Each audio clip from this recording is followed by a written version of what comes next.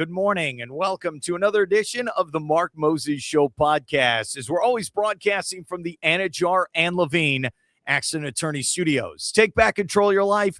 Call them today. Yes, it is Anidjar and Levine Accident Attorneys. And joining me right now, as he always does here on a Thursday, is my great friend, Mr. 321 himself. Yes, Tim Walters with the Florida Today newspaper.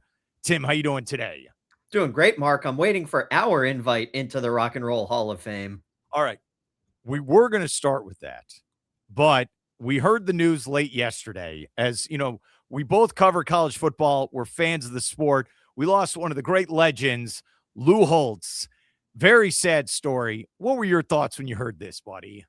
Yeah, I mean, I had known that Lou Holtz, he had been sick and in hospice for a while, almost 90 years old. God love him. A really great long life. I remember that Notre Dame team of the early 90s. I think I was 15 or 16 when Lou Holtz led them to the national championship. But Mark, I can also remember him on Thursday Night Football. Him and Mark May used to go back and forth. Now you're going back 15, almost 20 years ago. And when my wife and I, well before children, early in our marriage, we used to on Thursday night sit down. We loved seeing his Dr. Lou segments that he would do at halftime and things like that. And so I was really sad last night, but you're also, you're happy that he's, out of whatever pain or suffering that he had been in for hopefully not too long. But, Mark, I had to go and dig out because, Dr. Lou used to have all of these great sayings and isms, if you will. And there was one time where he said one that I wrote down, and I saved the folder all of these years later, Mark. So this was from 2008, or what I call 6 BC, before children, because this was 6 years before my daughter was born and I could watch college football regularly. But this is what Dr. Lou said. So I'll read it right off of my folder here. It says, everybody needs 4 things: something to do, someone to love, something to hope for, and something to believe in. If you have a void in your life, you'll find one of those ingredients is missing. I just loved that. I thought that there was so much, just so much knowledge in that. So I wrote that one down. The other one, and my writing's a little smaller, so I actually have to take my glasses off here, Mark, to read this because I'm getting old. You're right, man. It says, happiness is nothing more than having a poor memory. If you can't remember what happened yesterday, you feel really good about yourself today. So I always loved that from Lou Holtz. So I wrote those down and kept them for nearly 20 years because I think that the knowledge that Lou Holtz held was fantastic. It's interesting. I could tell you never met him before, did you? No, I didn't. He's one of the college football legends I did not have the pleasure of meeting. I really feel like he's one of these all-time characters in college football. And we were texting back and forth this morning about, who'd be your Mount Rushmore of just characters. And Spurrier, Bobby Bowden. I mean, we had 2 of them here in the state of Florida. I mean, you could just go on and on and on. Were there any others that you could think of where they're just all-time characters like Lou Holtz was? Yeah, maybe not quite as famous, but I think Mike Leach, who passed away about 3 years ago, I thought he was one of the greats too. He had some wonderful quotes, and I couldn't remember those. I don't have them written down on a folder. So I went and grabbed a few of my favorite Mike Leach isms because his weren't as quite philosophical as what Dr. Lou said. But, when you say things like, it's a little like breakfast, you eat ham and eggs. As coaches and players, we're like the ham. You see, the chicken's involved, but the pig's committed. We're like the pig. They're like the chicken. They're involved, but everything we have rides on this. Like, what is he talking about? I wish I could have been a media member when he busts out a classic like this. If a pine cone war breaks out, you have no choice but to engage in it. There are no neutral countries in pine cone wars. Like, what? See, what's sad with Mike Leach is he died very young compared to some of these other guys. So it's one of those things where Leach should have been on TV like Lou Holtz was, and like Lee Corso, and go for another 30 years, and then he becomes one of these characters. Because I wrote this to you. I think there's a golden opportunity here where Mike Gundy where he's no longer the coach. Get him on TV with that mullet and let him start talking crazy for the next 30 years.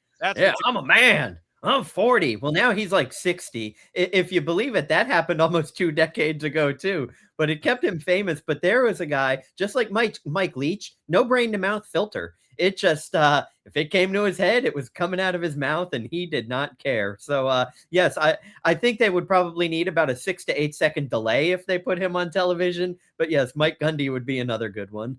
Jimbo Fisher is one of those characters where he starts talking and you have no idea what he's like. He would talk so fast. I don't know what you're saying. Like, I tried doing the press conferences. I had no idea. He's another type. So is the key to being a great character in college football as a coach? Do you just have to talk crazy? Like you're just some crazy scientist? What is it, Tim? Yeah, I don't know. Well, there's got to be a method to the madness. Again, unless you're Mike Leach, who said fish aren't smart. It's not like they have advanced degrees. It's just he had some of those beautiful sayings. But yeah, I mean, you have to have a little bit of that. Like Bobby Bowden, look at him and Steve Spurrier and the juxtaposition of those two. Spurrier was this explosive guy. He had all of these great one-liners, like when one of Bowden's players was caught stealing shoes in a shoe store, and he said FSU stands for Free Shoes University. It's like, wonderful things like that. You can't spell citrus without UT when he was insulting the Tennessee Volunteers. Spurrier was great like that. Bobby Bowden, you know what? People don't know this, or maybe they don't want to believe it. He was as much of a snake as Spurrier, but he did it behind an aw shucks. He seemed like your grandpa. You wanted to give him a hug. I loved interviewing Bobby Bowden, but you don't get to be one of the tops in college football just by being a nice aw shucks grandpa.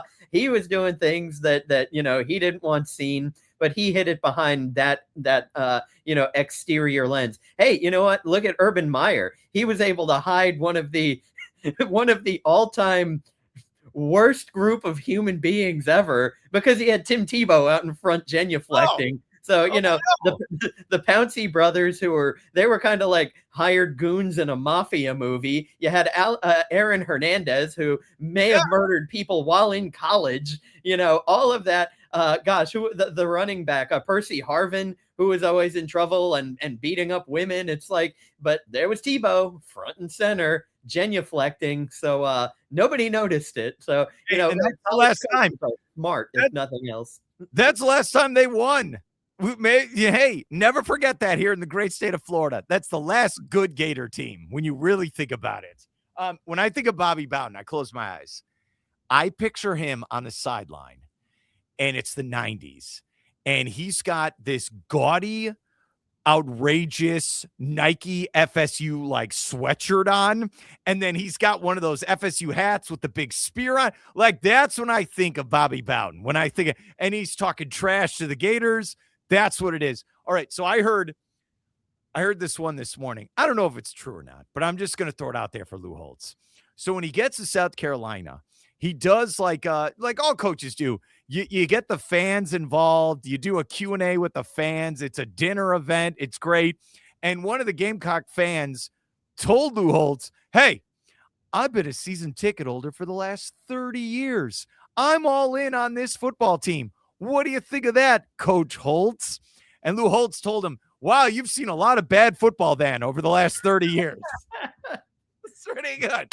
Yeah, I mean, you mentioned that Florida has 2 Hall of Fame or Mount Rushmore guys in Bowden and Spurrier. South Carolina had Lou Holtz and Spurrier as its head coaches. Obviously both past their prime, but still, that's something to talk about. And both those jabronis could not win anything when they were the coaches. I'm just joking. Spurrier's the man. All right. I can't stress this enough. So that is, Lou Holtz passing away. Very sad story. And I'm just happy. I just want to say this to you. I'm so happy I got to meet Bobby Bowden, Steve Spurrier, and the number one deep in my heart, Lee Corso. When I got to meet him at the Kennedy Space Center, that was one of the coolest moments of my career. Did you ever get to meet Lee Corso? No, I did not get to meet Lee Corso, but you mentioned the Kennedy Space Center. A friend of mine on Facebook this morning shared a picture. His dad used to work up at Kennedy Space Center, and he got to give Lou Holtz a tour of the VAB. And so he had a nice picture of his dad who's also passed on, with Lou Holtz, who's now passed on. And his comment was, I hope Dad and Lou Holtz are talking Notre Dame football up in heaven. So, yeah, I thought that was a cool picture to see Lou Holtz out at the Space Center.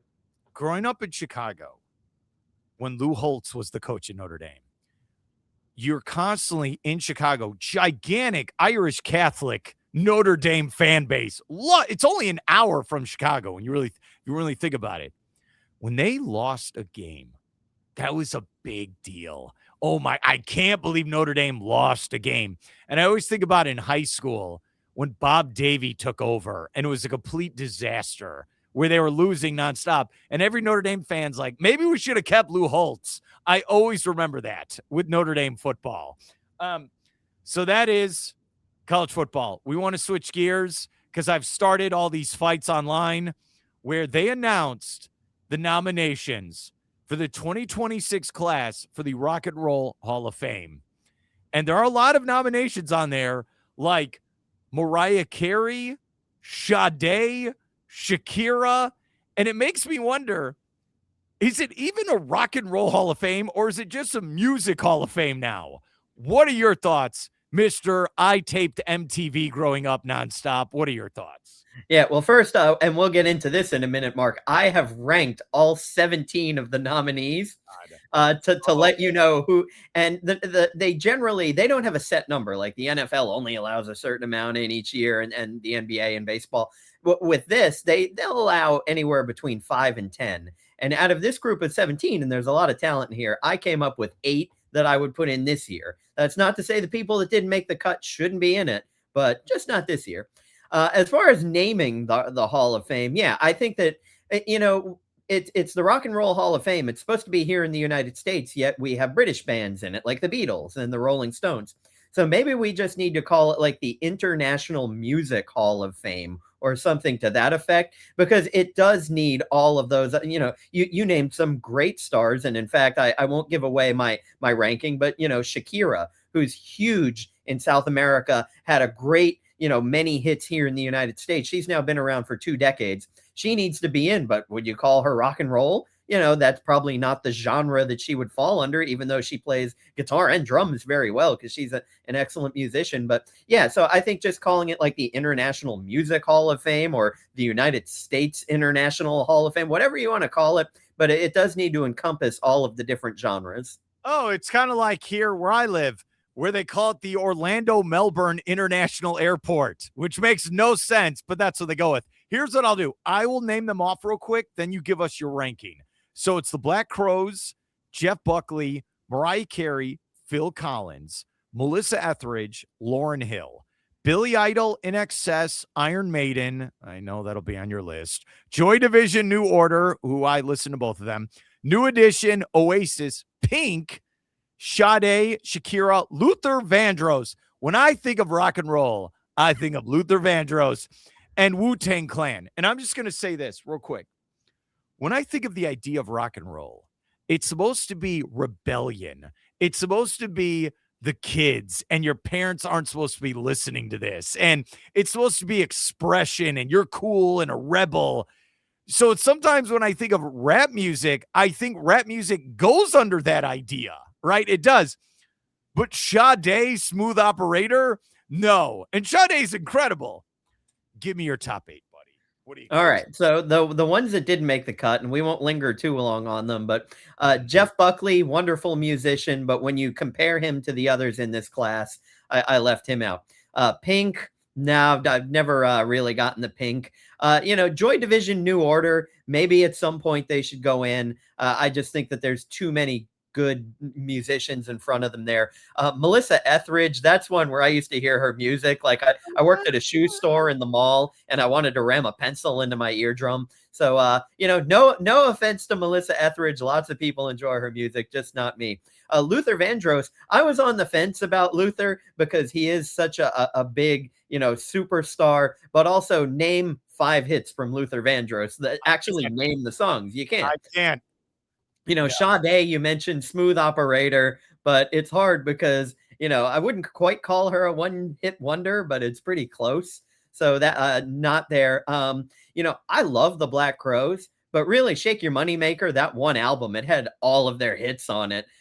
So they may have to wait a little bit. I do like the Black Crowes. And here's the last one that didn't make the cut. And this might be controversial. New Edition. I know they're like the blueprint for boy bands, but again, so many boy bands that came after them were a lot better. They were called New Edition because they were supposed to be like the new Jackson 5, the new edition of the Jackson 5. So, there's that. So they didn't make the cut. So now here are the 8 I would put in. I think Lauryn Hill certainly deserves to be in there. Gets huge with the Fugees. She was actually in a soap opera in the 80s. A lot of people might not even realize it. Read her history. It's fascinating. But of course, Killing Me Softly, that's one of those songs that even if it was a one-hit wonder, is so well known and spanned generations. I think she gets in for that in her body of work. Oasis I put in this time. Now look, again, another one album wonder, but every song on that was huge and they were global superstars, labeled the next Beatles. I think they've waited long enough. I think the two brothers might kill themselves if they were at the same induction ceremony, but hey, be fun to watch. I'll just say this. Their hatred for each other, love-hate relationship, that should just go in the Hall of Fame. Just that idea should go. All right, keep going, buddy. Shakira, I think, again, international musical sensation, movies, hit songs, Super Bowl halftime shows. She's just incredible. I don't know if people truly understand that it's not just a singer. She's not just, an attractive woman. She's a great musician, plays drums, guitar, all of these different instruments. So she's got the whole package as far as it goes. Billy Idol. I mean, I remember some of his songs. You're shaking your head. No, Rock the Cradle of Love. Oh, go ahead. I'm sorry. I apologize. He should be first ballad, cultural icon. The fact that he's not already in is shocking to me. That's what I was going to try to say. I was surprised to see that as well. So Billy Idol gets in. INXS. How is INXS not in? I mean, my Lord, everybody knows how many songs by INXS, and they were just such another global sensational band.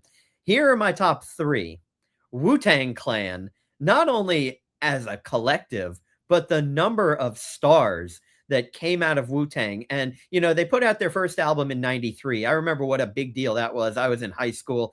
Everybody owned that album. Even me, heavy metal guy. I loved listening to that album. But then they all did their separate things. They put out their own, Method Man and, Ghostface Killer. My friend, he had a cat that he named Master Killer after the musician Master Killer. Old Dirty Bastard. I mean, look, all of them individually were famous. Then in 97, they come back and put another huge hit album out. So Wu-Tang in my top 3. As you mentioned, Iron Maiden. One of my favorite bands of all time, 100 million albums sold. I saw them most recently in 2022. These guys are in their late 60s, early 70s. They sounded as good as they did in 1988. So many hit songs. If you're not familiar with Iron Maiden, I mean, my God, just go listen to any one of their albums. Seventh Son of a Seventh Son, Somewhere in Time, Fear of the Dark, their introduction album, The Number of the Beast, with Bruce Dickinson. He used to fly their jumbo jet, Mark. He got a pilot's license and used to fly the Iron Maiden plane from country to country. And then number 1, he's already in with Genesis, but Phil Collins. You have to put him in as an individual. Phil is another one. Health not good. May not make it much longer. Maybe he'll get well again, advanced in age, but I would love to see him go in because I think Phil Collins just, his contributions to the music world, I think of seeing, like, again, MTV videos where he's back there playing drums and he's the lead singer. It's like, boy, that's hard to do. So please, let's get Phil Collins in there. So that's who I'm putting in, Mark. When I think of Bill and Ted's Excellent Adventure, they go back to Renaissance time, and the king captures Bill and Ted and tells the soldiers, put them in the Iron Maiden. And they're like, excellent. And then execute them. Bogus. I think of Iron Maiden every time. All right, I'm going to go Phil Collins. Yes. What's funny is, not an attractive man, but one of the most famous musicians ever on MTV at the height of MTV, when you think about it. Phil Collins, Billy Idol, come on. In Excess, yes. Love In Excess. Iron Maiden, Wu-Tang Clan. And here's the thing. This is like the NFL, what we just had with Bill Belichick. Some of these people are worthy, but maybe they're not first ballot worthy. Maybe that, like you talk about Shakira. Shakira's great. Maybe she's not first ballot worthy. So maybe you got to put some of these other people in before them. Joy Division, New Order. Like when I think of Joy Division, it's kind of like it created a genre, that type of music. And there's bands after them that kind of, like I always love Interpol. That's just like kind of a clone of Joy Division, if we're going snooty here. Oasis, I like Oasis, but like, see, this is the thing. Is it the longevity? Like, shouldn't you look at body of work? Not just, like you said, they're one album.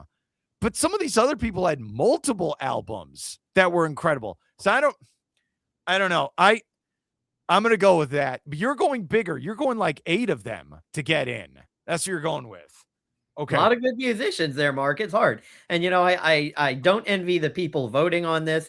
And there are a lot of first timers on here. You mentioned Shakira. Lauryn Hill is a first time nominee. Luther Vandross. That's why I said Luther will get in at some point.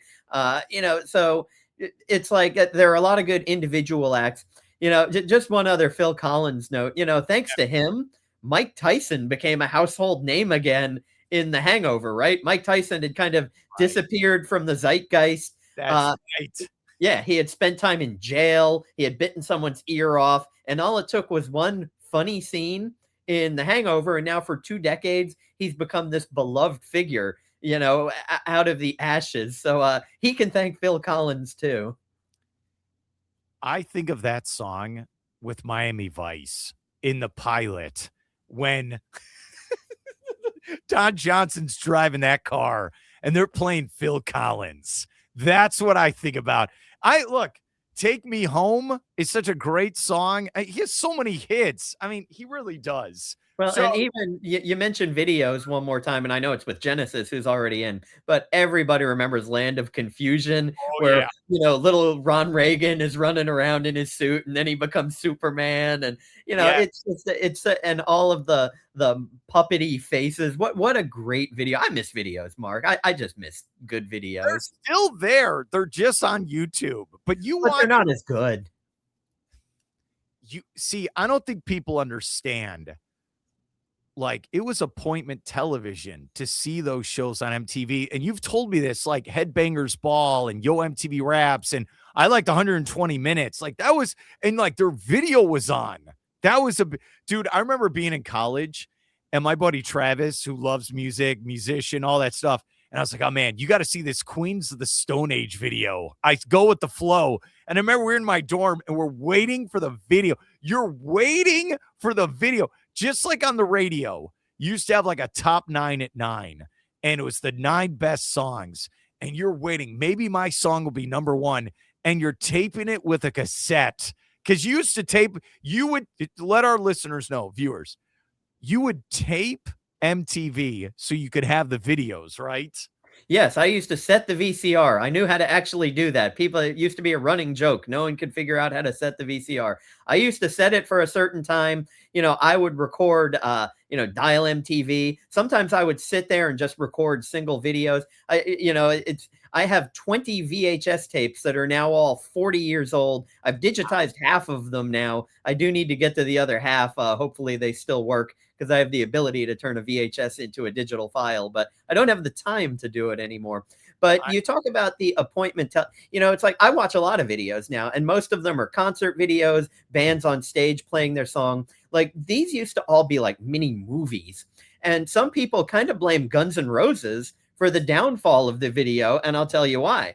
They had a video off of the double album Use Your Illusion 1 and 2 called Estranged. And for those who remember that song, it cost $7 million to make that video. It was the most expensive video ever. And Axl Rose rented an oil tanker, which was close to $1 million of the budget. And he ends up jumping, not a stunt double. Yes. He jumped off of the oil tanker. So much going on in that video. It's a great song too, by the way. One of my favorite Guns N' Roses songs. But people say that the budgets, They no longer wanted to dump all that money into it and all of those things. Videos got a little bit more simple when grunge came along, and then it just slowly backslid until about 1998, when I would say the true video age, even though it was still happening, kind of died there. I remember this video, and I love Guns N' Roses, but that was kind of the end. I'm sorry to say that. That was like, I think of November Rain though as the like, this was epic. And he's with Stephanie Seymour, and then she dies, and then Slash is outside the chapel and he's doing the guitar. So I love it. And we were talking earlier about Bobby Bowden. When I picture him, when I picture Axl Rose, he's in the bicycle shorts, and like he would wear like the NWA t-shirt. You know what I mean? And he'd be storming off stage. Axl Rose is the man. By the way, he will be at Welcome to Rockville this May in Daytona. If you want to win tickets, go to 959therocket.com. I will be there. Hopefully Tim Walters will be there. Tim, thank you so much for your help. Have a great weekend. I'll talk to you later, all right? It was a great plug. And today, instead of my normal quote, I'll leave you with one more Mike Leachism, where he said, "I do have a Viking axe by the bed if I need to whack someone. My wife bought me a Viking axe. The axe side curls down so you can grab the adversary around the neck, and you can use it to climb walls as a grappling hook." Rest in peace, Mike Leach, and rest in peace, Lou Holtz.